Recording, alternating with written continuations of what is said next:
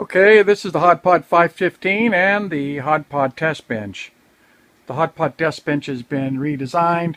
We've added a shelf along the top, and we invested in a pretty good high quality Fluke multimeter that is a true RMS, so we can get accurate measurements on the pulse width modulator.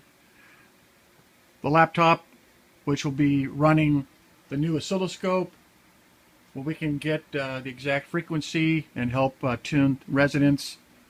We have a pretty good quality power supply from Voltec. We can dial in the amps or the volts, constant amps, constant volts. I've redesigned the kind of the command area. This is a knife switch just to engage the positive volts through a fuse, just in case. I have an 80 amp fuse just as kind of a casing in case I short out, of just a regular analog amp meter that will kind of bubble around and give me an average with the pulsing, but the Fluke will be better. There's the shunt I have some leads on the shunt. You can see them here where I can clip on and get a good reading with the Fluke. That'll give me true RMS. Here's the CCPWM. Wires are connected into it very nicely, and then I have striped this white wire and black to indicate the pulse of the ground. So that goes on the hydrogen side, which will be right here, and that'll be negative ground, and then over here will be positive. And I've got the ability to drive several different number of cells, but 5 cells is where we'll start, and that would be the positive connection here.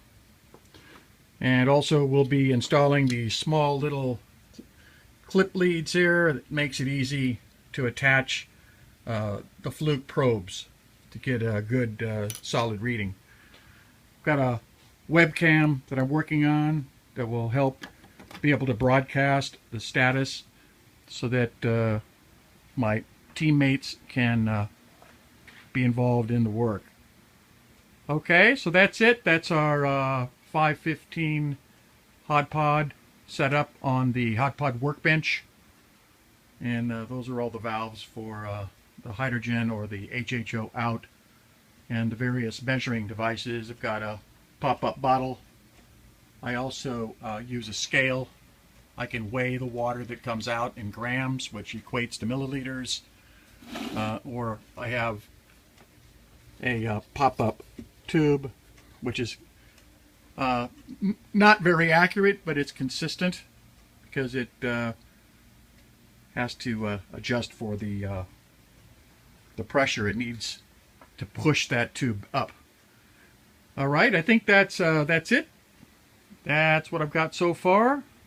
Thank you.